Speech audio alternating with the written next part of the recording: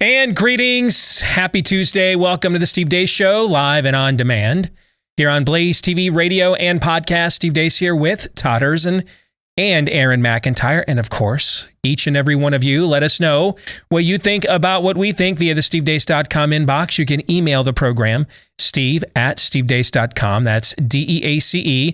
Like us on Facebook. Follow us on Twitter at Steve Deace Show. And you can also like Steve Deace on MeWe, Gab, and Parler if and when it returns. You can get censored clips of the program over at youtube.com/Steve Deace, or you can get clips over at rumble.com/Steve Deace Show. We have a jam-packed show lined up for you today. Coming up at the bottom of the hour, we have talked a lot over the last few years about cults, the rise of cults in America. We've talked about how we've seen that within the political, the socio-cultural realm, how what is often referred to as progressivism is really a spirit of the age cult. We've talked about political cults, both that you see in both political parties at times, where people suspend their identities, suspend what they know to be true in order to conform to the groupthink. We have the Branch Covidian cult. We have an entire chapter devoted to them here in our best-selling book, Faucian Bargain. So HBO Max has released a 4-part documentary on what it describes as the cult of cults. That's the Hale Bopp cult from the late 1990s. And I thought it was time to watch this documentary and see if it tells us anything about the spirit of the age that we're up against. And we're going to discuss that at the bottom of the hour here for Pop Culture Tuesday, when we look at the intersection between pop culture and conservatism. Next hour, I mentioned Faucian Bargain. We'll continue our sweep through that book with Fake News or Not. That's coming up next hour of the program. Former U.S. Senator Jim DeMint will be joining us. He's got a new book out as well, and we'll get his take on the issues of the day. But before we get to all of that, here is Aaron's rundown of what happened while we were away. What happened while we were away, brought to you by a story I've been avoiding like the plague. House Minority Leader Kevin McCarthy has officially scheduled a vote for Wednesday to relieve Republican House Conference Chair Liz Cheney of Wyoming from her leadership position. This follows months of turmoil surrounding Cheney's vote to impeach President Trump following the events at the Capitol on January 6th. The Wyoming GOP officially censured her back in February. McCarthy said over the weekend that he supports filling Cheney's role with another Republican, Elise Stefanik of New York. Iowa Senator Joni Ernst says the ouster of Cheney is akin to quote-unquote cancel culture. Utah Senator Mitt Romney warned, quote, expelling Liz Cheney from leadership won't gain the GOP one additional voter, but it will cost us quite a few. In other dispatches from the swamp, Susan Hennessy is the latest hire at the Department of Justice. The Kavanaugh rape truther and the Steele dossier P-tape truther who falsely claimed the Carter Page Russian collusion FISAs were legal and accurate is now in charge of the National Security Division at the DOJ. Gas stations along the southeastern seaboard are experiencing a shortage in gasoline after a group of hackers infiltrated the Colonial Oil pipeline last week and held it with ransomware. The pipeline is the largest in the U.S., carrying 100 million gallons of fuel from Texas to New Jersey each day. Russian hackers are believed to be the ones behind the cyber attack, demanding payment before they give control back to the company. White House officials said this regarding the decision about whether or not to pay the ransom. Have you tried turning it off and on again? So typically that is a private sector decision, and the administration has not offered further advice at this time. Checking in on the teachers' unions, American Federation of Teachers head honcho Randy Weingarten refuses to commit to a full reopening of schools by the fall. Are you going to have everyone back in September, 100% in class 5 days a week? I hope so. Daily defiance, we head to our home state of Iowa, where Andy called out parents in his local school district to defy his school board's continued punting on the issue of masks and other mitigation strategies in schools. Parents, I am here tonight to try and persuade you to do something. Because let's be honest, it has been a year and the only thing this board has demonstrated is reliably capable of doing is outsourcing every decision they make to unelected bureaucrats at the county, state, and federal levels. So the time is now for each parent to take back the authority that is rightfully ours. You do not need to ask for permission. You do not need to be a doctor or an epidemiologist or a public health specialist. You do not need to have any official titles or credentials after your names. Because when it comes to your child, the only 3 letters that matter are MOM and DAD. Those 3 magic letters make you the subject matter expert and the only person qualified to decide what is best for your child and your child alone. If you as a parent think the best thing for your child is to have their mouth and nose obstructed with a bacteria-infested rag for 8 hours a day, then you should keep sending your kid to school with a mask on. If you as a parent think the best thing for your child is to not have their mouth and nose obstructed with a bacteria-infested rag for 8 hours a day, then you should stop sending your kid to school with a mask on, now. And now is the part of the show where we talk about ventilators. Ventilators. We have so many ventilators. This story comes to us from WPLG TV in Miami. Constant stream of waste, mattresses, tires, and at the top of Trash Mountain, This is what's up. All these ventilators. a resident taking garbage to the Southdale landfill last week, stunned to see hundreds of brand new wrapped medical ventilators dumped as bulky trash. This is what is going on. Brand new. They tell us here that what's dumped is usually plowed under within a day, so those ventilators are probably gone. Checking in on the dude who thinks he's a woman who also thinks that a border is an open door. California's labor force includes 1.75 million undocumented immigrants. Should they have a path to citizenship? I would hope so. The land of Greta Thunberg continues to follow the science better than many places here in America. Perhaps the most prominent hospital, think Sweden's version of the Mayo Clinic, has halted the use of puberty blockers in gender-confused youth. Doctors at Karolinska University Hospital said the use of drugs to block puberty in youth with gender dysphoria carry too many long-term consequences to be considered a rational treatment for dysphoria. And finally, the Michigan GOP released this helpful PSA. Here in Michigan, we sacrifice and do the right thing for our fellow Michiganders. When Governor Whitmer mandated we cancel vacations and weddings to help stop COVID-19, we did it. When forced to visit our loved ones through glass windows, as hard as it was, we listened. If, however, you are the governor and you really want to see your family in Florida, because we all miss our families, then go ahead. And if you get caught, just lie. If the governor says no spring break this year, then that goes for all of us. Except, of course, if you are the person in the governor's office who is in charge of vaccine distribution and needing a girl's trip to Florida, then have a good time. Don't worry about failing to fill out the state's vaccine order, missing the deadline to get an additional 360,000 doses during a massive COVID surge. Your tan will be on point this summer. And as much as we all want to get a condo in sunny Gulf Shores, Alabama, we should heed Whitmer's advice. Unless you're her public health director, then bon voyage. Remember, Michigan, we are all in this together. We play by the rules. Unless you're Governor Whitmer or work for Whitmer. And in that case, play by your own rules. Pure hypocrisy. Pure Whitmer. And that's what happened while we were away. So, I just hammered the Michigan Republican Party over the last couple of weeks on this show. That, folks, that's how it's done, though. I have used, for those of you that don't live in Michigan, you don't know beyond just how ruthlessly accurate the ad is, but its presentation is based off of Michigan has been doing for years, going back to when I lived there, has been doing these pure Michigan ads to promote the state. And what they did is they took the music. It's not Jeff Daniels' voice, obviously. He's a big lib, but they took the music, the approach, the tone, the messaging, even the graphic package at the end. So when every Michigander hears this ad, and they will know what it is. This has been running on TV in Michigan for years.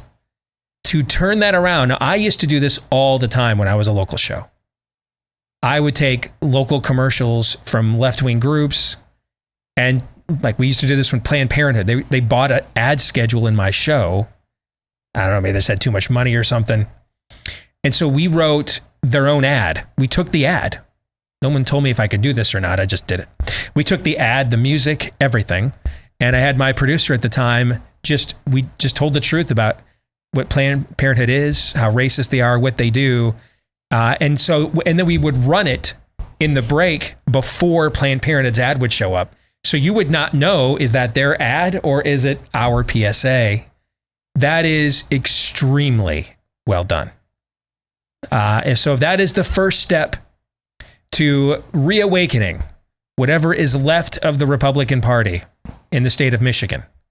At the very least, your meme game, your branding game, whoever's working over there in that corner of the Michigan GOP is awake and thriving, because that is a devastating ad. That is very well done.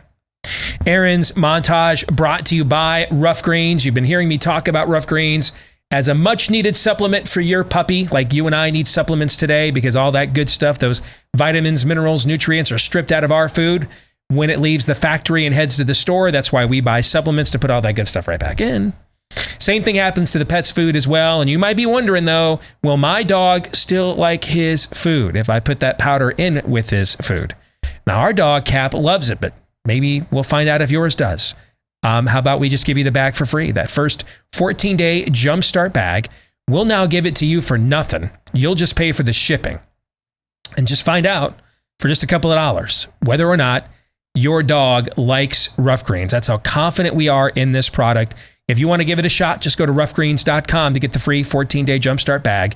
Again, you just pay for the shipping. Roughgreens.com, or give them a call at 833-ROUGH-DOG. That's 833-ROUGH-DOG.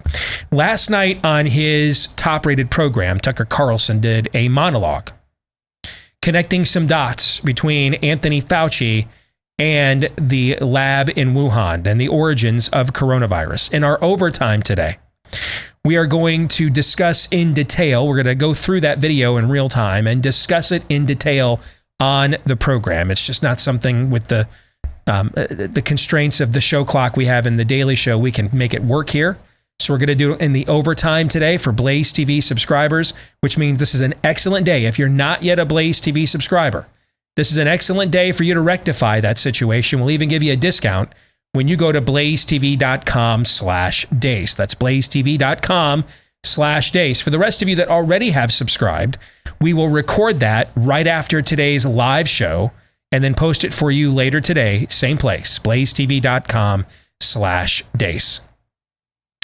You know, looking at those lines at the gas station, and Aaron had these highlighted as part of the pipeline hack in his montage today. Let's turn our attention to what Aaron highlighted for us.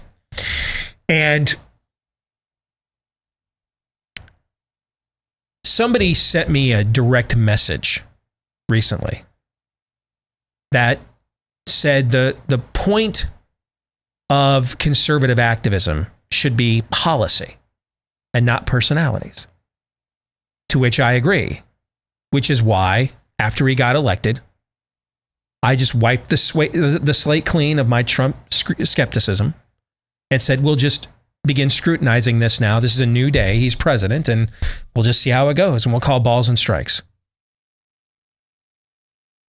There were plenty of days that his persona frustrated me, beyond frustrated me.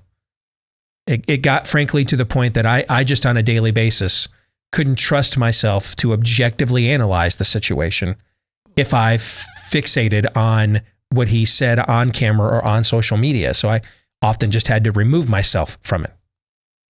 And unless he was in a somber occasion, like a joint session of Congress, for example, where I knew it was going to be on a script, then I would watch, and I thought he did a great job. But whenever I, like the rally talks and stuff like that, like I don't know if you guys ever did. I just, if I watched those things, they would annoy the living hell out of me.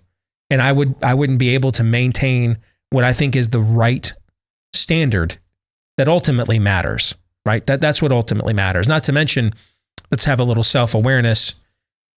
There may be aspects of my own personality that get in the way for some people of my ability to communicate larger and more impactful truth. Is that fair? Oh, it's fair. If you'll recall, the angriest I've ever been on this show was after the first debate when Trump just went full. Yes. Full douche. Yeah. Basically. Yeah. Full D-bag. Yeah. So we looked at as best as we could. We're still human. And we would get into the personality stuff when we thought it got in the way of public policy. But short of that, we just focused on what the policy was and not the soap opera. It's one of the top 5 decisions you've ever made in your career. And if I had not done that, it probably would have ended my career. Looking back on it, I would have just driven myself insane, right? Because I could have never done what the Jonah Goldbergs and David Frenches of the world have done, because I'd still be way too right-wing for them. You know what I mean? So I would literally have no base of support. I would have, like them, allowed Trump to drive me insane, while at the same time not believing that Drag Queen Storytime Hour is the price of, is the blessings of liberty. So, I mean, where do you work if that's where you are? We'd all be, I think they would have probably hired Aaron down in Dallas by now, but you and I would be SOL, brother. Sure. All right, straight out of luck here. There's not a market for a moderate GOP tranny. No, thank you. Thank you. We'll get to that in a second too. All right. But just looking at these gas lines today on my Twitter feed when I got up this morning, seeing them again in Aaron's montage, I just, hey, I'm glad the world is safe from the mean tweets. I'm glad. I mean, we've got all out war in Israel right now. We were signing peace deals with Saudis. Okay. We're barely 100 days into Operation Trojan Horse. Just wheel Uncle Joe through the city gate, pretending he's the moderate that he claimed to be in 1984. By the way, 1984, he was a big lib. We just now have moved so far to the left of as a culture, we think the stuff that Biden was saying in 84 is moderate. It's not. It's not. Okay. But just wheel the dementia-riddled old man through the gate, get suburbia to say, finally somebody nice, and opens the gate, let the Trojan horse in, and then out the back comes the true radicals and revolutionaries. And here we are. We have seen and I also say this acknowledging Trump made the worst management mistake of all time with these lockdowns last year. But if you look at his governance pre-COVID compared to where we are right now, let's give the entire, I don't agree with this, but in the interest of mercy triumphing over judgment, let's just give the Biden administration a complete pass for the interest of this assessment on the COVID issue. And just say they had to hit the ground running on this and they're making it up as they go along in real time. They don't deserve that. They somehow managed, we were joking about the GOP found a way to downgrade from Liz Cheney, okay, in terms of issues. They found a way to find a worse CDC director than the ridiculous Robert Redfield. Remember how many shows did I do crushing him a year ago? Guys, I mean, he looks like Albert Schweitzer right now, okay? He's Alexander Fleming right now, guys, okay? But let's give him a break. We shouldn't, okay? But I'm just going to do that just to focus on every other issue. Energy, worse. Got gas last night, I'm paying $3 a gallon in Iowa. Energy, worse. Budget, worse. Deficit, worse. And we were running some honking deficits in the Trump years. And it's already worse. It's already worse. Gender worse, border worse. Yeah, border, yes. Everything is worse. Everything is worse. Seeing the gas lines again, it's the old saying, history doesn't just repeat, it rhymes. We're getting a very peanut farmer Jimmy Carter aura. Scent of a Carter. If NFL Films did a movie highlight the first year of the Biden administration, John Facenda would be narrating Scent of a Carter. It certainly looks like things I barely remember from when I was a little kid, a really little kid. Tomorrow we're going to be rescuing U.S. diplomats off the roof with helicopters in some nation. Failing to do so, but failing to rescue them, you mean, yes. I mean, this is just unbelievable how fast this has gone. How fast the downturn is on everything. On everything. And I get it, man. I get it. His personality is exhausting. I get it. Has the media gotten better since he went away? It's gotten worse. It's gotten worse, guys. It's gotten worse. Somehow. It's not a flaw, though. No. It's a feature. And, you know, I have no idea. I don't know, you know, politicians we hold in high regard of previous eras before we had a mass media. Who knows what their behavior was like all day long? We have no idea. Who knows what Thomas Jefferson would have done with a Twitter account? I don't have a clue. Well, Stevie would have been highly eloquent. I don't know, maybe was he just that way because those were the only ways to communicate back then? How do we know Thomas Jefferson wouldn't have fired off a Jane, you ignorant slut, to John Adams at some point? I mean, we don't know that. But I think we have learned this. Nothing matters more than policy does. Nothing. And there isn't a close second. Nothing matters more. Is it personality or policy? It's not even close. It's policy. And if we're so far gone as a country that I would rather have, and it's one thing if I'm personally invested in the ideology. I'm going to let that slide too. Again, we'll practice a little self-awareness. Has there been times in the history of Christendom that we have held on to things we knew were not true or we knew were failures just because the church didn't want to admit or somebody representing the church did not want to admit they were wrong? Have we any examples of that in the 2,000-year history of Christendom? Feet of clay, just like everybody else. That's why we've had splinters and schisms and Avignon papacies and reformations. There is no one on either side of the spiritual divide who can claim, no clan can claim they are completely and wholly sinless when it comes to this level of tribalism. Yeah, I read in the ledger. So I'll even let go the people who are the true believers in this stuff. I'll even let you go. You're in a cult, poop happens. Think of the amount of people, if you live in the suburbs and exurbs where all three of us live. Think of the amount of people we could personally conjure up in our memory banks right now, and all of you that live in those kinds of suburbs and exurbs in our audience could do the same thing. People you know don't believe in this kind of stuff. They may not be hardcore right-winger, but you know they ain't down to clown with whatever the Sam Hill is going on in this country right now. This clown show. Just a systemic level of failure, Jimmy Carter impersonation. You know they're not down with that. And yet we all know people, don't we, that affirmatively voted for this because they legitimately thought that the trade-off of the soap opera nonsense going away was worth this risk. That, to me, will make you feel real hopeless about the future real quick like. It's one thing for people to be indoctrinated into an ideology and not want to give it up, even despite evidence of its failure, evidence of its inadequacy. It's another thing for people to affirmatively vote for things they really don't believe in, or at the very least are dubious of, just because they want things to be nice. What do you do with that? Lose. That's what you do with that. Lose. Speaking of, nothing's more important than policy. Can we stop this now?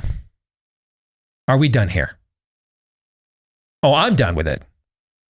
But until each and every last one of you, I don't believe that we can have a zero-sum game with a lot of things. We have to account for human nature to some degree, right?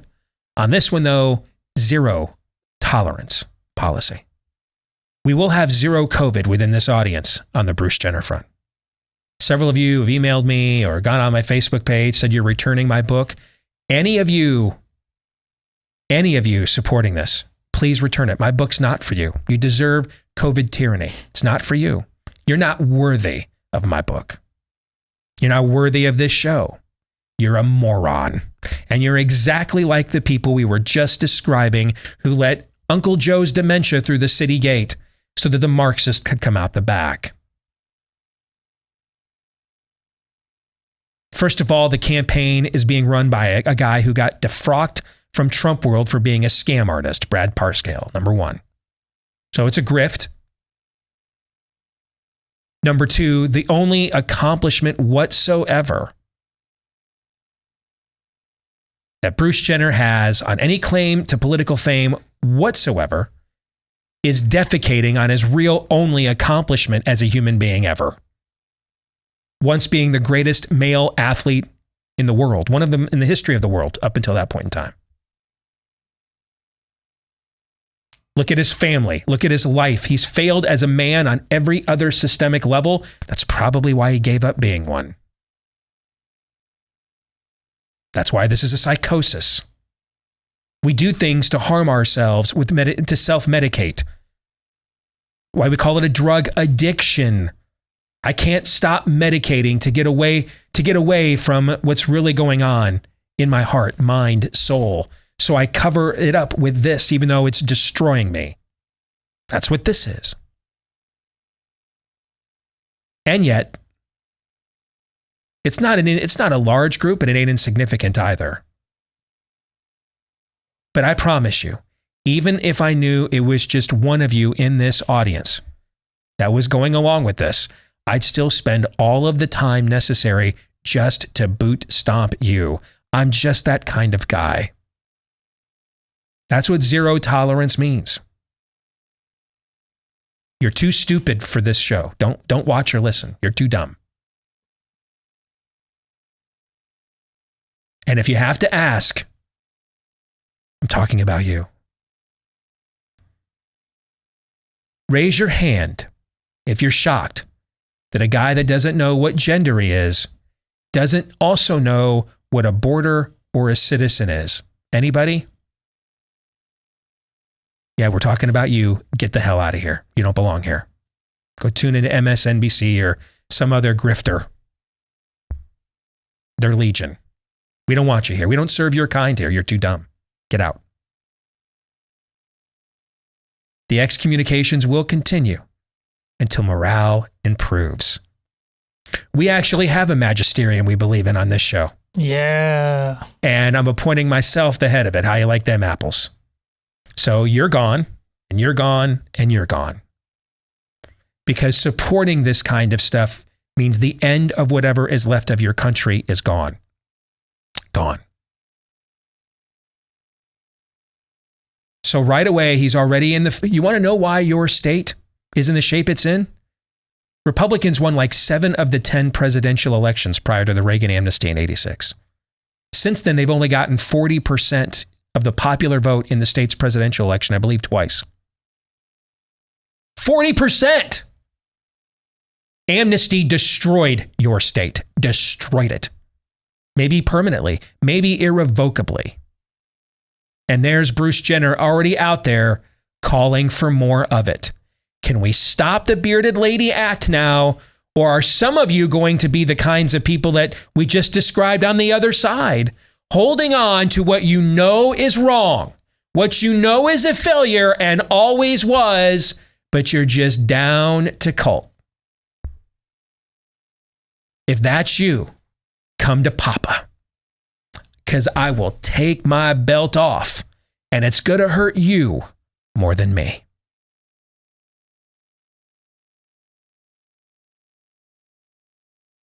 Let's get right into Pop Culture Tuesday here on the Steve Deace Show. This is where and when each week on the program we look at the intersection between pop culture and conservatism. And we have talked a lot on this program really for several years. We, as far as I know, I mean, hey, if someone else comes up with a great line and we're using it, I'll let you know. Like I've told you the other day, the line that we're not a country of immigrants, we're a country of citizens, that originally came from the great one, Mark Levin. So don't credit me for that one. That's his. I'm borrowing it from him. But I do think, as far as we know, we were the first somewhat significant. Is it fair to call ourselves somewhat significant as a show? Is that fair? As long as we hedge our bets just a little bit on some other area. Maybe potentially somewhat significant. Is that better? Okay. All I heard was just wait significant. 2 weeks. That's it. Okay. Maybe potentially somewhat significant show to start talking about leftism, progressivism as a spirit of the age cult. We've been talking about that for several years. We talk in Faucian Bargain about the Branch Covidian cult. So when I see in my HBO Max listing, I see a documentary called The Cult of Cults. Inside Hail Bob, I decide, or Heaven's Gate, I decide the same thing. I decide, you know what? Maybe I'm the target audience for this. I'm going to watch. Now, when I suggested this to you, because you also have HBO Max, Todd, right? Yes. When I suggested to you the other day, let's watch this for Pop Culture Tuesday, I didn't know it was 4 parts. So I did have a chance. I got so engrossed in this yesterday, I went ahead and watched all 4 parts. Didn't go to bed until I got through the whole thing. I would highly recommend this if you have HBO Max.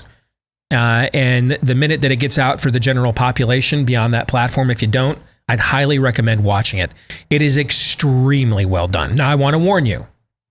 It has a complete hack named Reza Aslan in a couple of brief moments in this documentary, and he attempts to smear Christianity because that's what he does. Okay, and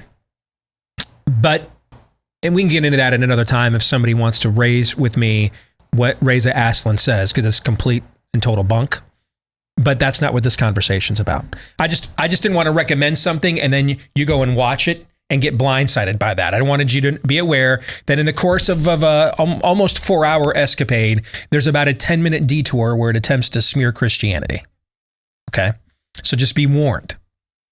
The rest of it, however, I think is extremely well done. I don't want to tell you much about what it unveils specifically about the people, because I think you'd get much more of an effect finding out for yourself, watching it, that drama play itself out in real time. Okay. And it is worth watching it play out in real time for sure. But as I was watching this, I texted you guys just some big picture observations I had about whether or not these are things that play into the times in which we live today. All right. So, for those of you that don't remember or aren't old enough to know, it went under several different names: Heaven's Gate, Hail Bop, Doe and T, Bo and Peep. But essentially, this couple, a gay male, and his friend that he was never romantic with, but a female friend, a single mom, began in the 1970s forming a UFO cult. And the point of the UFO cult was, and they traveled all throughout, particularly the western part of the country. And the point of the cult was that you had to evolve to what they called the next level in order to be prepared for a higher form of evolution, so that you could then be ushered into the kingdom of God when the aliens come and take you to a higher plane of consciousness, a higher plane of existence. And that's really at the heart of what they originally taught. It had some detours and twists and turns along the line, but that was their consistent message for over 20 years. Even after the female half died, and then just the male half ran the thing on his own, that was the heart of their message the entire time. So I texted you guys a few points here that came up in the 4-part documentary. I'm just going to go through these, offer very little editorial comment because a lot of it is what I put in here. And then I'm going to give you guys a minute to gather your thoughts and tell me and our audience how you think this plays into the culture we're in today. All right. The documentary talks about the fact educated and well-off folks were the most prone to cults in general, but specifically cults like this that offered essentially a secret knowledge, a new knowledge, extra knowledge that came with it, meaning and purpose to their lives. This cult felt at home and operated in secret in upper crust suburbs all over the country for about 20 plus years. They spent that entire 20 plus years identifying and recruiting. They ran ads in the USA Today.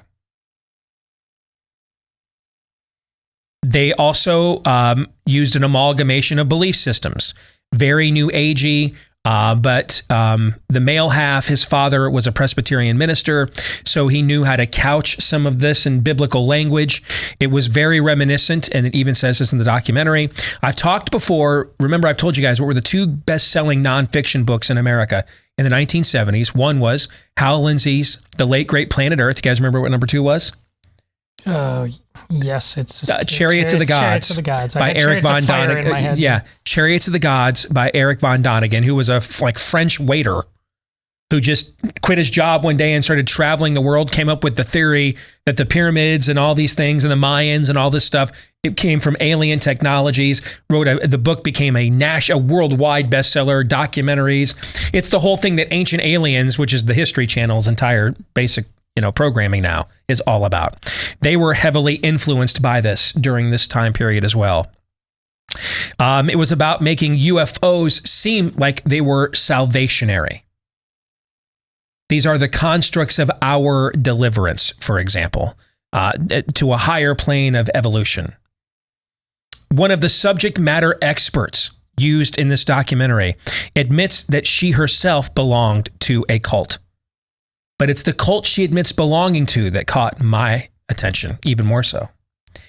She says she was in a political cult called the Democratic Workers' Party, a Marxist-Leninist cult. I was fascinated they allowed that in this documentary, given the attempts it makes on a couple of mini detours to smear Christianity. Hail Bob, Heaven's Gate, which is what they called the entrance to this cosmic consciousness. You passed through Heaven's Gate, okay?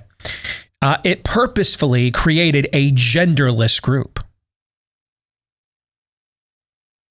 to the point of castrations and not of the chemical variety. I won't spoil for you one of the most tragic moments in this 4-part documentary associated with these castrations. I think you need to watch it for yourself to get the full brunt of the impact. So we're not talking puberty blockers here. Hormonal treatments. They went old school. You know what I'm saying? Numerous social science studies have shown that despite our self-pride, we all have a little bit of ye be like God, right? That original sin within us, right? But despite that, our native programming is to belong to and seek the approval of an identity group. Cults prey, P-R-E-Y, on people in vulnerable circumstances. So one of the things this documentary talks about coming out of the 70s, scandals, the counterculture, economic collapse, talk of America's demise, decline. This thing emerged and became a national thing. I didn't know this. I mean, they got clips of Walter Cronkite, Roger Mudd, John Chancellor. They were the 3 big news people of the 70s doing national news stories on this Doe and T. These were the names they gave themselves based on The Sound of Music. This was a national story. They show clips of newspapers all over the country doing stories on these two. They were everywhere. And then they disappeared in the 80s. Weird. In the 80s, there was more optimism, notions that America came back. Their ranks really thinned out. They show some of their recruitment videos in the 80s and people just get up and start walking out. Wasn't much of a market for this doomsday cult in the 80s. Get into the 90s and suddenly, particularly heading towards Y2K, remember the panic over all of that, Todd? Yeah. Suddenly there's a market for this all over again. Found that interesting. T, the female leader, remember that pure Michigan hypocrisy PSA we just played? So they demanded everybody in the cult had to be cut off from their families. Every now and then they would let you go and visit. Sometimes though it'd be like 8-10 years between visits.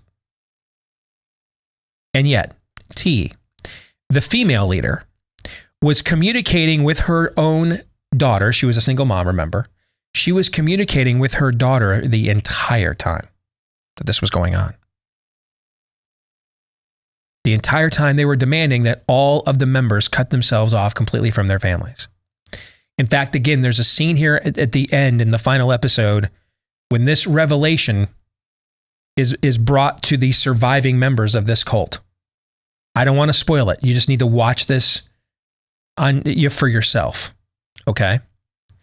So those were some of the main takeaways I had watching this for nearly 4 hours yesterday. And yeah, I had to stay up late after the kids went to bed to get this thing done. I want to give you guys a moment to kind of collect your thoughts and share with us what you think and how this may or may not tie into the world we live in today. After I tell everybody about Omega XL, if you are struggling with whether it's back, knees, neck, or shoulder pain, unless it's an injury that requires medical treatment, which you should go and get, if it's one of the chronic variety of pains, though, the underlying cause is likely inflammation, and you want to defeat that inflammation before it causes permanent damage. And, those topical rubs, pain relievers, they help in the moment, but they don't attack the inflammation. At least not the way that Omega XL does. Backed by 35 years of clinical research, that's its speciality. It's a part of my daily regimen. I'd highly recommend it. And in fact, I've got a special offer for you to try it today. Let's get you started with buy one bottle, get a second one for free today when you visit omegaxl.com/Steve. That's omegaxl.com/Steve or call 800-844-4888. That's 800-844-4888. All right. Thoughts on how some of these points made about the Heaven's Gate Hail Bop cult may or may not have characteristics in what we see going on in America right now? Well, I have three thoughts. One, right at the beginning, it sets it up as one guy says, as fantastic as the end of this cult was, the really interesting story is how it got to this place. I agree. Oh, that's right. You watched the first episode. I watched the first episode. And he's absolutely right. And when I go on these radio stations talking about the book, that always comes up like, Todd, how do we believe Dr. Fauci when he's so many contradictions? How does it happen? And we ended talking about the chapter of the cult of Fauci. And I often bring up the fact that we are more educated as a society right now than we've ever been in the history of America. There's the gateway of knowledge into understanding that, because our founding was an agrarian, non-educated society. We wouldn't have fallen for this nonsense. So secondly, there's just a hilarious moment about 2/3 of the way through where they're kind of setting up with a heavy tone, and then they go to this female sociologist and she just goes, I think they were all on acid, and she starts cackling, and I don't know what the point was, but it was hilarious. Thirdly, I'm really interested where this goes, the notion of Aslan, because this, to me, at the end of one, it's clearly against Christianity, but from a certain point of view. Now, I may be wrong about that at the end, but there's a very beautiful elderly woman in this episode. She was stunning when she was young. They have pictures. She said she modeled and things like that. She's still beautiful, and she's in her 70s. But she talks about how leaving their families, and she says, well, Jesus said... She said that you have to understand that they didn't. Jesus actually said this. So there's an understandable nature of doing something extreme in the name of faith. I'm not sure yet if she was making a general comment or if that lesson was specifically tied to Hail Bob Cult. But I will say this: there's an opening in hearts and minds and souls for a forfeit radicalism when the true radicalism of Jesus Christ is not preached in full. And God only knows that in Stephen Meisen and Aaron's lifetime, it really hasn't been preached in full. If you do not get the real thing, you will go find a forfeit. And now, more than ever. Great example. Well, that's a great point. I mean, just going through all of these points that you sent us, Steve, educated and well-off folks, most prone to cults like this. I mean, asked and answered. Felt at home in upper crust suburbs. I mean, those first 2 points. How many signs have you seen in front of homes in the suburbs, guys? In this house, we believe. Yeah. ... One of them was in my own neighborhood. I saw last year. Oh, I've seen multiple signs. Spent 20 years identifying and recruiting. How about 40 years of just inculcating in the public school system? New agey, borrowed from Chariots of the Gods. UFOs seem salvationary. guys, we can control the planet's climate. We can control a virus. Science. Science is our salvation. A higher form of technology, if you will. Subject matters experts belong to a Marxist-Leninist political cult. Asked and answered. Isn't that essentially like every public college campus in America? Yep. Yeah. Purposely created a genderless group. Hello, Rainbow Jihad, anyone? Numerous social science studies have shown, despite our self-pride, we're programmed to belong and seek the approval of groups. Intersectionality, anybody? Preying on people in vulnerable circumstances. Either you are vulnerable or we will make you so by the coercion of government intervention. And then the hallmark of cults, which you also discuss in the Branch Covidian chapter of the book, separation of family, except for the select few. I mean, you're sending those. I saw the first few that you sent last night, and then saw the others when I woke up this morning. And it's like, what? Why did you spend the time watching this documentary? This is life. I'm not criticizing. Sure. This is what we look at every single day. It's a cult. Todd is absolutely right, though. Now, I'm not an expert, I don't think, on Latin American culture, but good grief. They do preach a gospel down there. It's rife with liberation theology, but the church, if you want to call it that, it's growing. So people will be attracted to radicalism, but they will be attracted to forfeits as well, as Todd was saying. That's a great point. The opposite of the Jonestown massacre, too, where they didn't know what was coming. They were being coerced into this. These folks wanted this end. They wanted it. Back with Hour 2, live and on demand on Blaze TV radio podcast. Steve Deace here with Todd Erzin, Aaron McIntyre, and all of you. Let us know what you think about what we think. Steve@stevedeace.com is the email address. You can like us on Facebook, follow us on Twitter at Steve Deace Show, and also look for us and like us on MeWe, Gab, and Parler. Look for Steve Deace there. If you're looking for clips of the program, you can find them at youtube.com/Steve Deace or rumble.com/Steve Deace Show. And if you're a podcast listener, we're looking for you to please, if you haven't done so already, hit the subscribe button on whatever podcast platform you use, but especially iTunes, because that's the biggest one. Leave us a 5-star review on that podcast platform as well, because the more of those of you that do, the more it helps our show in some way. I don't know. I'm just told that. Can't verify it, but I do know it helps to soothe our fragile male egos. So at least do it for that reason, if no other.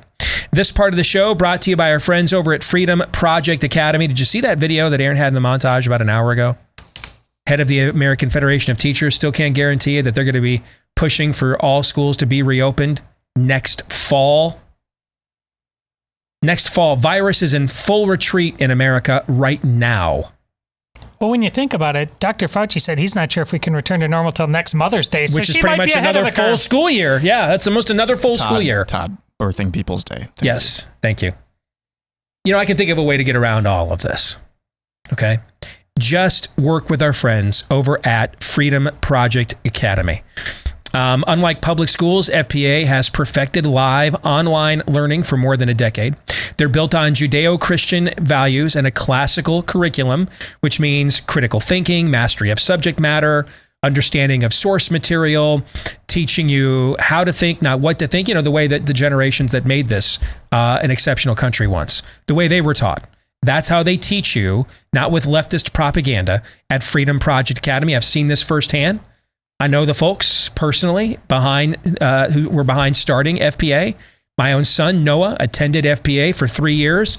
So I've seen up close and personal how good it is and what it can do. And you want to get, at the very least, get a free information packet from them today when you go to freedomforschool.com. Again, at least get the information packet for free. It doesn't cost you anything. Take a look at it. See if it works for you and your family. freedomforschool.com. Again, that is freedomforschool.com. At the bottom of the hour, former U.S. Senator Jim DeMint will be joining us. He'll be telling us about his new book and also get his take on what's going on at the moment. But it's time for Fake News or Not. And part of Fake News or Not, we are doing a series on our new book, Faucian Bargain, the most powerful and dangerous bureaucrat in American history. And this week, we're taking a look at the notion of trusting the experts, yes, but which ones? I've got 8 of these babies for you. I dare you to get through all of them. Wow. Okay. All right. Fake news or not, Steve. Fauci may have been wrong, but experts from Yale, Oxford, Stanford, and Carnegie Mellon all disagreed with one another as well about how to best confront the virus. I would say that's fake news. They disagreed with Fauci, but not with one another. Correct. They disagreed with, we've wondered, because we keep pointing out fake science. We're told to follow the science and all these other contexts like gender bending and everything else. And we wonder, does anybody follow science anymore? If you want to know what it looks like when a country really becomes a country of technocrats, when they take materialism to its fullest conclusion, meaning we're not just saying follow the science when we really mean follow the political science, meaning here's a ruse. Follow this so that this now, when you do so, that weakens your resolve on your previous belief system that prevented us from ruling over you. And our intent is to not follow science either. I mean, it's like Animal Farm. They look from man to pig and pig to man and back to pig again, and they couldn't tell which was which, right? No, what does it look like when you like really follow science? When like science really is like your God? Look at Sweden. Not just what they've done on this virus, but I mean, it's Aaron. You had this in your montage. I read this story yesterday. Sweden's version of the Mayo Clinic is stopping doing puberty blockers for children as a way of treating gender dysphoria. Now, do you think that the country that gave us Greta Thunberg, do you think that they made that decision because they got up, the staff over there at the hospital got up and said, guys, men can become women, women can be, this is just not, think that's why they did it? No, they didn't do it for that reason. Because if they were looking at that reasoning, then they wouldn't be the country they are on every other front, right? Right. No, they got up and just looked at the results. Human beings are just results, not made in the image of God. And they realized this treatment, what it does for the psychosis of gender dysphoria, it's bad. So stop doing it. No other reason other than that. They just did the technocratic math. That's a bad idea. And we need those children are the future workers, taxpayers. They're going to subsidize our great experiment here in science technocraticism. We can't be affording to disrupt and destroy our supply chain of future workers, plebes, and consumers and taxpayers. So stop giving them treatments that ruin them as adults when we need them to be fully functioning, highly achievable, and therefore highly taxable citizens, right? It's chillingly impersonal, but it does have to have, it seems to have more fail-safes than whatever the heck we're doing here. Yes. They just really believe this stuff over there in Sweden. Like this is it. They're in. Like they're going to take it to its most logical conclusion. Most of the rest of the world that buys into this doesn't buy into science. They buy into things that give them power over you. So they don't really follow science. And that's what went on here. Is you've mentioned experts from numerous high-ranking. Just 4 in this case, and there's far more. But there's far more. But numerous high-ranking centers of academia and higher learning, not just in this country, but in the world. But because they would not align with one particular narrative, they were memory hold. And I've used this example before. I'll use it again. A doctor comes to you and says, I have to remove an appendage, like an arm or a leg. And if I don't, your body will die. That might be true, right? Is that an ideal treatment? No. Is it preferable to death? Yes. Probably. But is it something, though, that adds to your quality of life? No. So you're going to probably do what before you go ahead and lop that appendage off? What do you do? Second opinion. You're going to get a second opinion.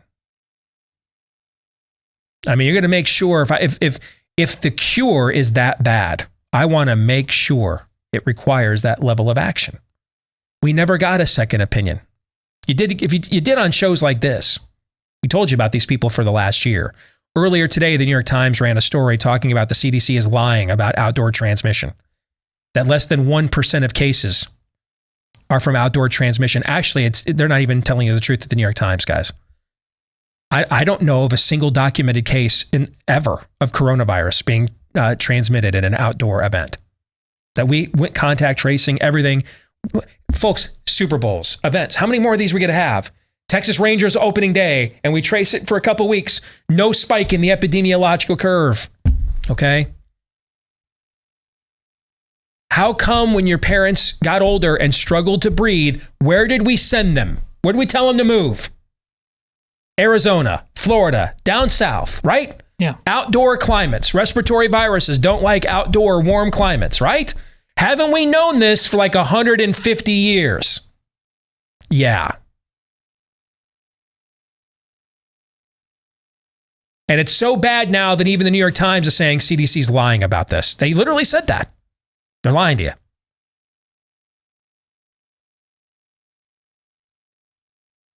Did the New York Times just find this out today? No. Think they probably knew this? Who do you think probably found out first? COVID-19 isn't spread outdoors. The Steve Deace Show or the budgeted staff covering COVID-19 and coronavirus issues at the illustrious New York Times. Who do you think probably found this out first? Oh, us for sure. I don't think Todd is being facetious because I agree with that. Okay. I am being facetious. I think they've known about it. First of all, several of these people follow people like me on Twitter. They've been watching, even if that's true, have they been watching us tweet stuff like this for a year? The New York Times sent a feature reporter out here a few years ago to follow me around for a week and do a cover story on me. They are not unaware of who Steve Deace is. Several of their reporters follow me on Twitter. They've been watching me tweet this data out for a year. They know. They've known. Just first we had to get rid of Orange Man bad. And now that we're into mid-May, it's almost summer. I want my damn life back. This needs to end. That's what that story is. New York Times staff wants to get back. Both the Mets and Yankees are going to be good this year. They want to get back to a ball game. They're tired of this. So you've been denied these second opinion experts all along, like what you just cited, Todd. But if you've been listening to the show all along, you know that because we've been talking about them. Fake news or not, Steve, Fauci was previously known for quarantining Africa during the Ebola epidemic. This is one of the favorite scoops we had. Much of this book is a compilation of, if you're a faithful listener, watcher of the program, it's a compilation. You know, we took Hey Jude and Revolution and Let It Be and Get Back. We put them all on one album. Basically, that's what most of this book is. But you know, sometimes you got to put at least a couple of original songs on there, right? What you just mentioned is one of them. So back in 2000, I think it was 2014, I believe, when Ebola was raging in Africa, we had a situation where both Republican and Democratic governors were not permitting health officials from their state to either go there to treat it or return home without a lengthy quarantine period if they left, which would disincentivize people to go and help. A certain nation-leading infectious disease expert did a media tour at this time, talking about how quarantining Africa away. Now, keep in mind, I think I did the math in the book. Do you have there with you with the difference in case fatality rate for Ebola was like 50%. Yeah, compared to COVID. But I mean, when you look at the percentage increase, it's something like 5,000% higher or something. It's in the thousands of percentage points. How much more deadly Ebola is to COVID-19. But a certain national leading infectious disease expert did a media tour at that time in 2014 saying there was no need to quarantine Africa. We have plenty of safe measures. People won't bring the virus back here. We don't have to stop health officials. It's not responsible to do that. It's not fair to the people of Africa to do that. So hopeful and optimistic. Yeah. Could you guys guess what his name was? Ron DeSantis. Anthony Fauci. Yes. So no quarantines for fear of Ebola, which is basically a flip of a coin death sentence if you get it. And that's just for you. That's not even counting the R spread of who else you would give it to. Has a 50% case fatality rate. No quarantines for that. But we quarantine the healthy under the presumption of sickness and infection for COVID-19, which couldn't hold Ebola virus's jockstrap. Make sense of that.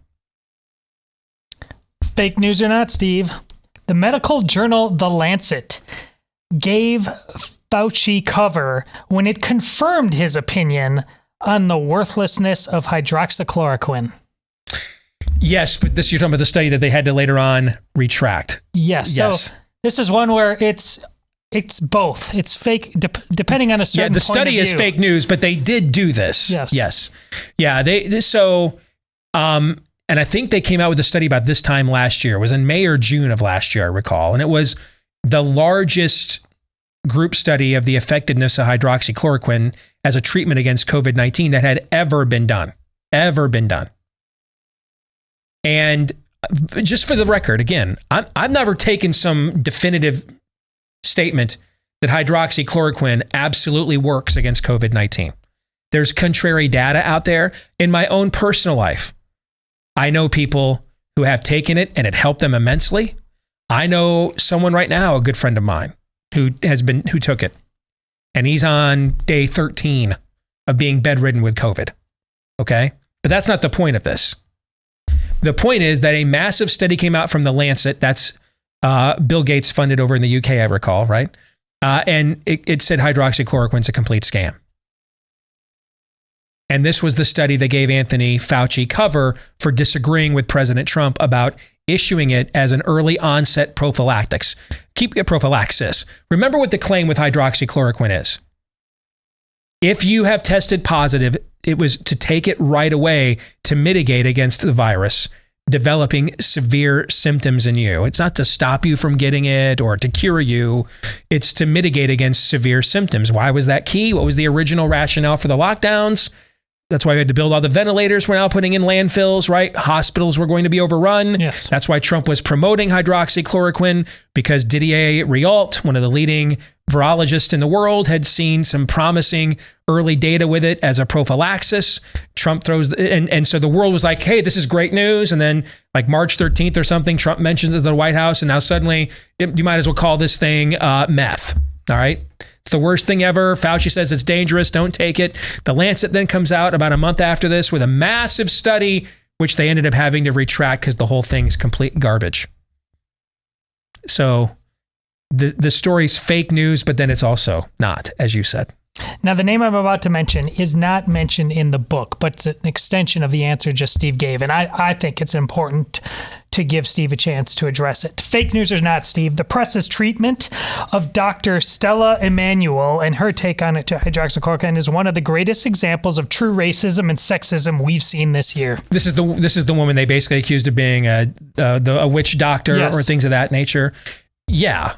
I mean, in any other setting, we would say that her African roots harken back to a superior culture to Western civilization.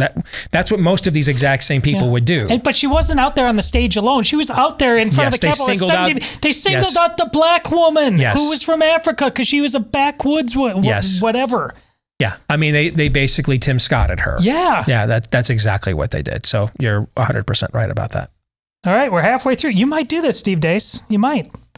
All right, fake news or not, experts require less, not more accountability. That's why they're experts. History makes this obvious. Nice.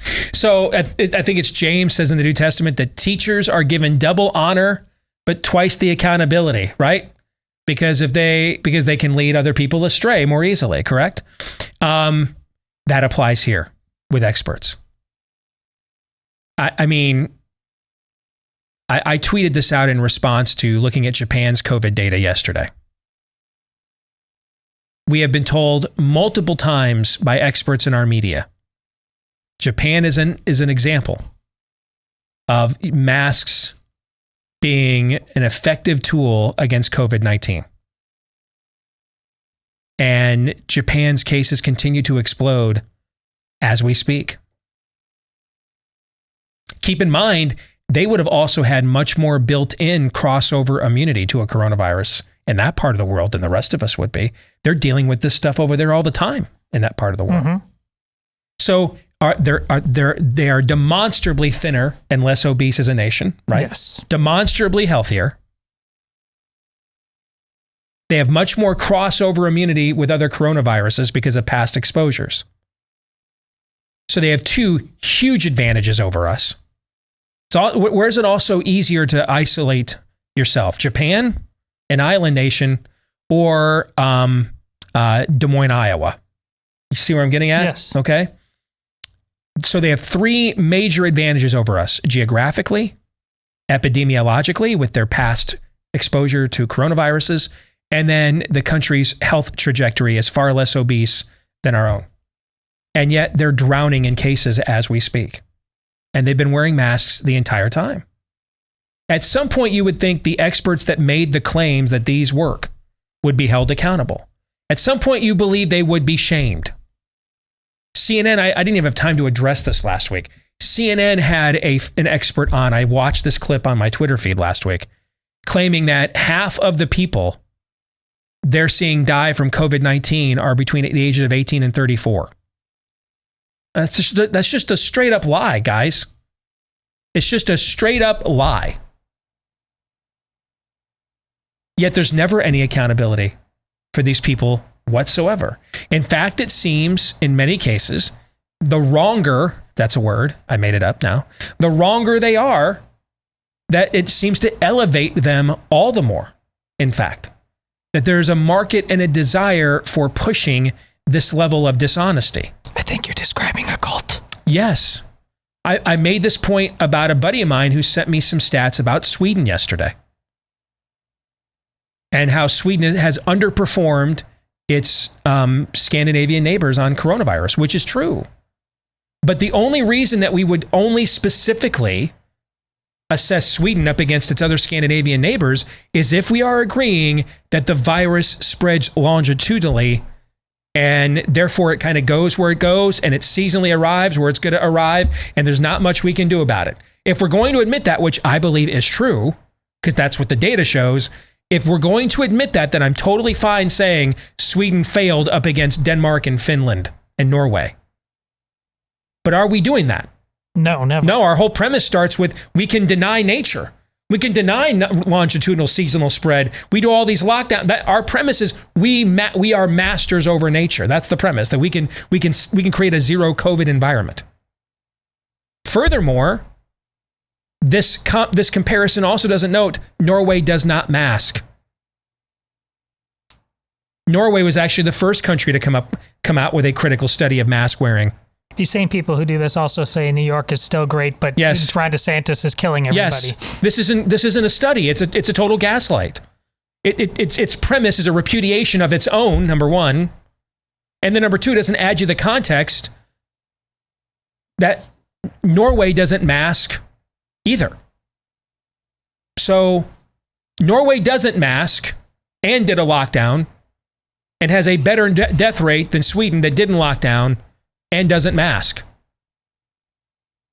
So from that, of course, we can only conclude, wear a damn mask. That's insane. It's gaslighting or insane gaslighting. You choose. All right, 3 more. We got to get through them. Fake news or not, Steve. Dr. Atlas disagreed with Fauci a lot, but he agreed with him that testing asymptomatic people of average workforce age and students in schools was really important. That's fake news. There really is no reason anybody ever, maybe early on if you were in close contact with somebody, and we don't know, March, April, and May of last year, maybe. But certainly over the last 6 months or so, there is no reason for anybody who, unless you work for a company or something and you signed on to this, right? That's part of your arrangement. You're in contract as a manager of a company. One of your employees tests positive. You have agreed under your contract. That's a separate issue. I'm talking holistically as a policy. There is no point to anybody asymptomatically getting tested. I think I told you guys this story last fall. At least I told it to the two of you. I went on a business trip. I got exposed to somebody very quickly who ended up testing positive while I was there. They called me up and said, hey, you should go get tested. I said, I'm not going to do that because I don't have any symptoms. If I develop symptoms, I'll go get tested right away. So, I mean, I had somebody I know recently who just got sick again. They thought they were over it, and then all their symptoms came back. What do you think I told them to do when they got sick again? When they thought it went away and the symptoms all came back, what do you think I told them to do? Maybe think about getting tested. I told them you need to go get tested, and they ended up testing positive. So there's no point to anybody who's asymptomatic getting tested. If you're symptomatic, I would suggest you should get tested. All right, 2 more. I think we can do it. Fake news or not. The document known as the Great Barrington Declaration, written by 44 global health experts, wasn't brave or helpful because it was too late to the game after just being released last month. No, this thing's been out since October. This is the crucial point. Yeah, so this thing's been out for like 6-7 months. So, and it's funny now. Some of the claims they make about the lack of outdoor asymptomatic spread, that's why allow the kids back to play sports without masks and things of that nature, that they were attacked and getting banned from social media for last fall. Now we got the New York Times writing about it here today. Well, here's the important part about all this, and it was written in October. What hadn't happened in October when it said, go live your normal lives unless you are... we didn't have a vaccination program yet. We didn't In fact, people were still claiming in October we weren't going to have one anytime soon. Yet 44 global. And then you had vice presidential candidates saying we won't have one. But then Kamala Harris said, but if we did this quickly, I wouldn't take it because I don't trust Donald Trump's vaccines. Yeah. And lastly, and I wrote this one this morning before the news broke, so I'm over the target. Fake news or not, Steve? Rand Paul is a window into Fauci's soul. Right now, he's a window into mine. I'll say that. I think that I didn't bring this up last week because so much has gone down. It's hard for me to highlight everything I see. But when Fauci came out with, just maybe we'll get back to, you'll have some mostly normal by next Mother's Day. So essentially another full year of this. Rand Paul's longtime top aide, Doug Stafford, tweeted out to Fauci in response, I can't say this in stronger terms other than go F yourself. I think that gives you a little window into the soul of what they're thinking over there in Rand Paul world about Anthony Fauci. And we've not talked about what happened with him and with Fauci and Paul in the Senate today because this was going on right as we were going on the air and we haven't had a chance to watch it or break it down. I'm sure it'll come up on tomorrow's show. But I'd think that in Rand Paul world, they're beyond their last nerve. And I suspect you're going to see them.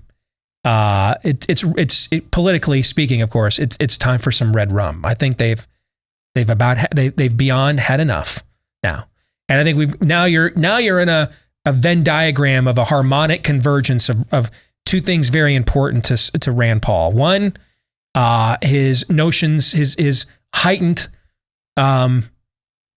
view of individual autonomy as a conservatarian, number one. And then number two, his medical background. And then number three, the fact he's already had this. Okay. So I think you put those three things together. And I think today was not a one-off or an outlier. I suspect this is a launch of what's going to be especially if you look at Rand's comments after the fact. He's claiming Fauci outright lied to him today in the Senate in what he is saying after the fact. So I suspect that very soon, if not already, Anthony Fauci is going to be somewhere in the bowels of his NIH office, like Kirk when he thought that he'd been stranded forever on the Genesis planet. Rand. I think Rand Paul is about to make Anthony Fauci wish that Ron Paul had worn a condom that night. That's what I think. Amen. Aaron, your thoughts? Man, I had a fake news or not. Maybe you can. Actually, this will be fun. You have about 30 seconds to answer this. Okay. Fake news or not. Without the 44 or whatever, 40 some odd scientists that signed the Barrington Declaration, the Great Barrington Declaration, all of the other leading scientists and epidemiologists who were skeptical of the COVID-19 government response, without all of those, fake news or not, the last year and 2 months would have been fundamentally different.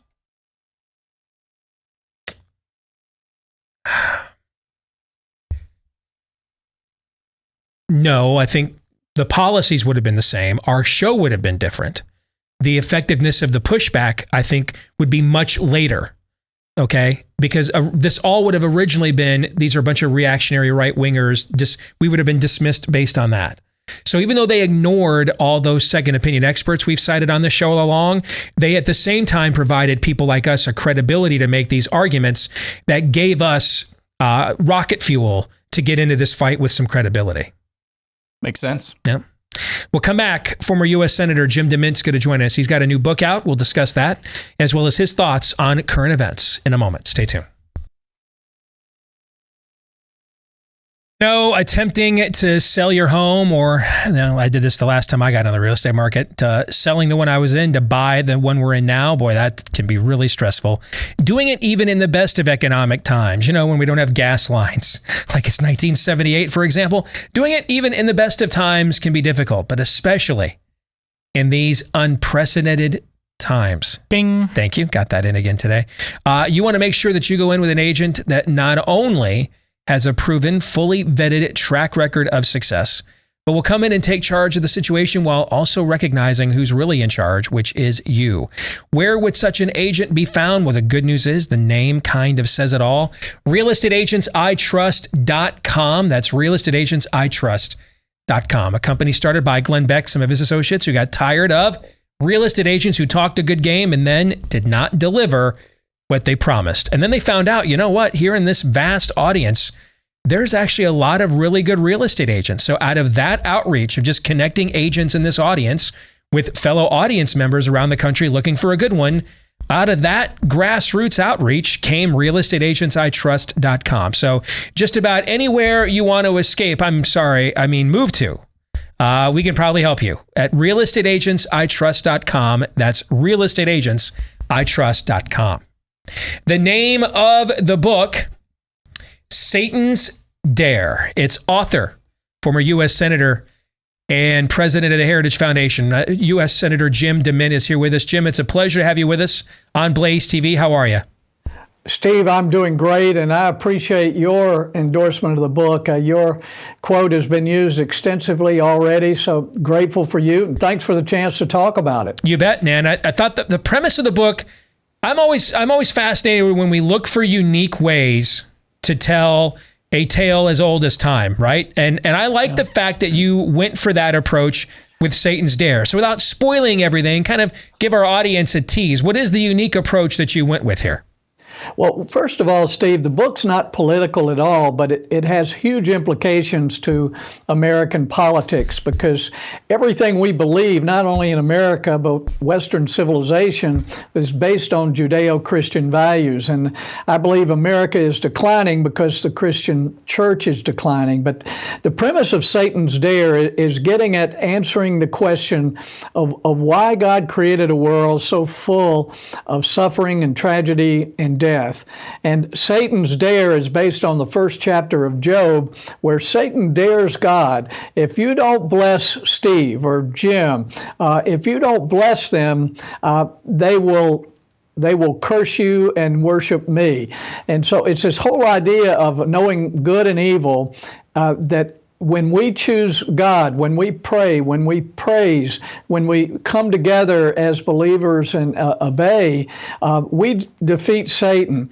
And the implications there, if you go through the book, you will see real life characters living out what happens, what are the questions they ask, what are the answers they come up with when you start asking, why do we have to go through this mess here in this physical world? I like the fact that you used real life characters to tell this story. I think one of the things that is causing the church to decline in influence, Jim, as you just said, is I think in many respects we have put forth this notion that or at least the culture believes that we have, that you have to attain a certain status of knowledge or piety or holiness in order to seek and connect with God. That, and really it's the other way around. It's that connection that increases us in knowledge, holiness, piety, meaning that there is never anything we can do on our own to actually meet God's standard of approval. It's when we recognize that he changes us from the inside out, changes what we see, what we seek. And so one of the main characters in your book, he's largely defending the faith basically on intellectual grounds, and is successful at doing so until it hits home with a personal tragedy. And now he's got to do this math in his own life. And that's kind of where the rubber meets the road for a lot of people, right? It really, and that's the crux of the book, is you have two characters who suffer great tragedy. One becomes the world's most famous atheist. The other, he argues with God, he complains, but because of a loving wife and loving friends, that he keeps hold of his faith. But these two end up in a debate where people looking in can see how Christians and the Bible can be aligned with science. Not that science is always true, but these characters are looking at what does the Bible really say? Can it be aligned with science? When in effect, science has proved that life in this physical world is way too complicated to have happened by accident. So I think Christians will have their faith confirmed, but any honest skeptic who reads the book will have to give this a second thought. But the church now, Steve, is not even defending the basics, that there is a God, that God created this world, the Bible is true, and that Jesus is a way to salvation. One of my great frustrations, Jim, as a daily cultural commentator, I got into this originally, we have this sign over me, truth be told here. I got into this to contend for the truth. And it seems as if more and more we just can't be bothered by the truth. That we just memory hole everything. I mean, a Nation of Islam guy kills a cop, memory hold like it never happened. A white male of all things. So every time there's a gun tragedy, we have to politicize it, right? A white male turns a hotel room in the most surveilled city in America, Las Vegas, into a sniper's nest, opens fire, commits the worst mass shooting in American history. Memory hold. We don't care what his motivations are, why it happened, how it happened. It's like it never happened. We just memory hole things. The truth just seems like it's been chloroformed. And that's so frustrating to me. And that's what I was attracted to about your book most of all. There's a reckoning. I just want the debate. I'm pretty confident if we let the lion out of its cage, the lion will defend itself just fine. We can't even often get to actual reckonings and debates in our culture anymore, Jim. Well, this is a great point. I think a lot of biblical scholars won't like this book at all because the characters ask questions and come up with theories that are not traditional. I've found that asking questions and searching confirms my faith, even when I can't get answers, because you can look at, truth in the Bible of whether there's 6-day creation or 6 periods. A lot of that's fun to look at, but it really doesn't matter. What we need to understand is that God created this earth, and science will prove it if we'll look at it. But Steve, you're right. Truth is not relevant today, whether it's in cultural commentators or in politics. But truth leads to freedom, and freedom is seeking virtue. It's also seeking truth itself. And if this disappears from the foundations, like Psalm 11 says, that if the foundations are destroyed, what will the righteous do? And that's what we're doing in America. We're treating the symptoms. Why is there violence? Why is there racism or whatever we're trying to create here? These are symptoms, and we just need to realize, particularly as believers, that the foundations are being destroyed, and we need to address those. But like you said, not just with teaching theology, but let's have a real debate about what's true. What does the Bible say? What does science say? What does the culture say? Let's have an honest debate, but that's not happening today. And I think if people read this book, they will get the confidence to at least go out and have the debate and answer the questions. So you spent a good amount of time in Washington, D.C., in the Senate. So you're used to zero truth environments. You know, all my life I've heard this is the most important election of our lifetimes, right? Right. And, you know, when I was younger, it's funny, I'm more conservative now. I'm less partisan than I was when I was younger.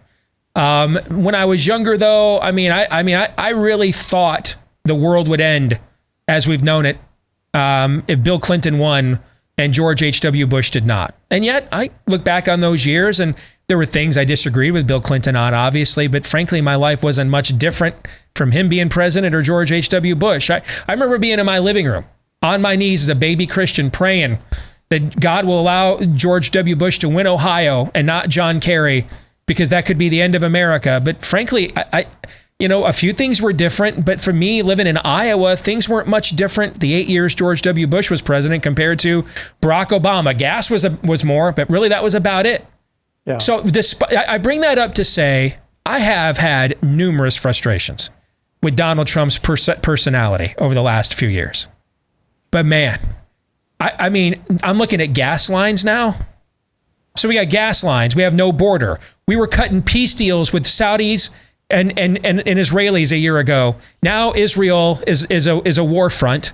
I mean, on every single front, energy policy, border policy, crime, everything. I mean, the difference of where the country was with Trump as president pre-COVID compared to just what has transpired in barely 100 days of Joe Biden. That is a hell of a lot different, Jim, than life transpired differently in the time, the transitions between Bushes and Clintons and Bushes and Obamas. I mean, things are dramatically different in this country right now already.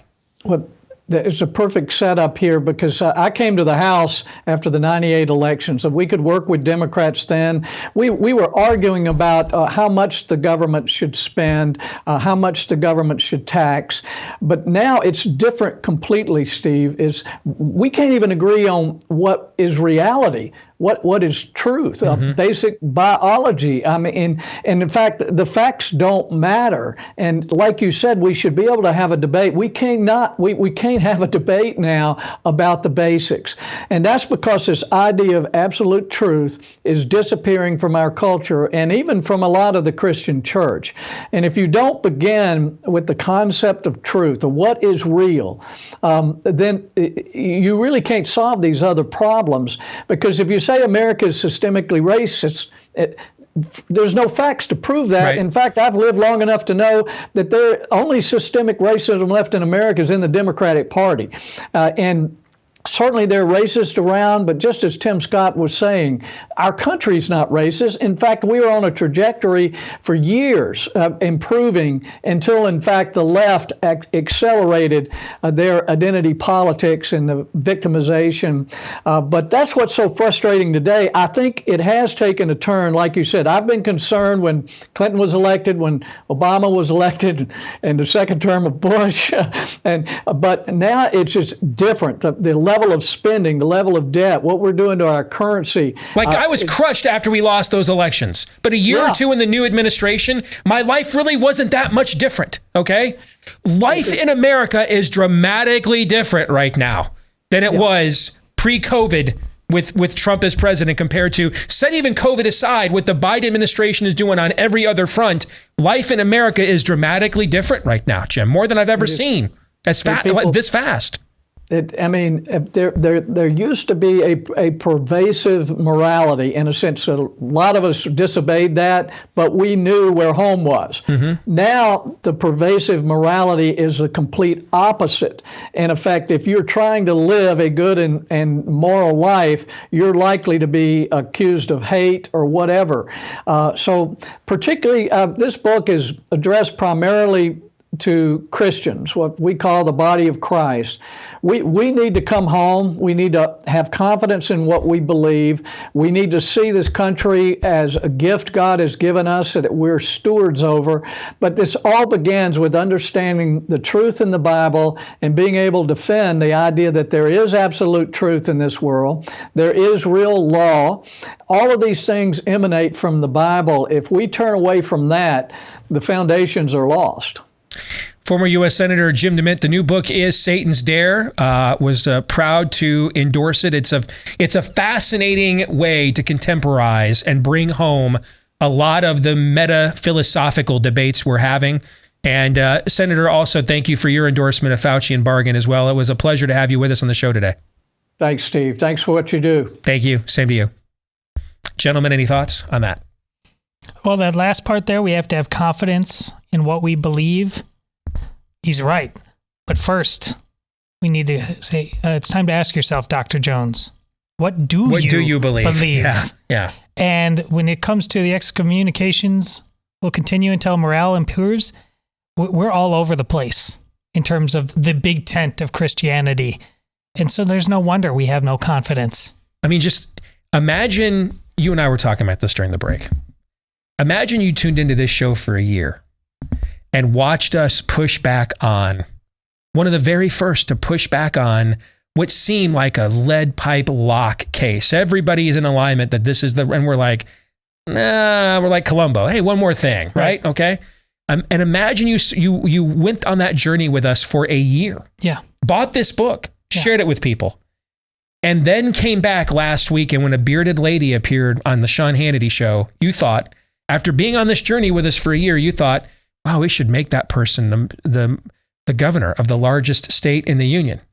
And then, since you made that decision, he has come out and said he doesn't know what a border is. He doesn't know what a citizen is.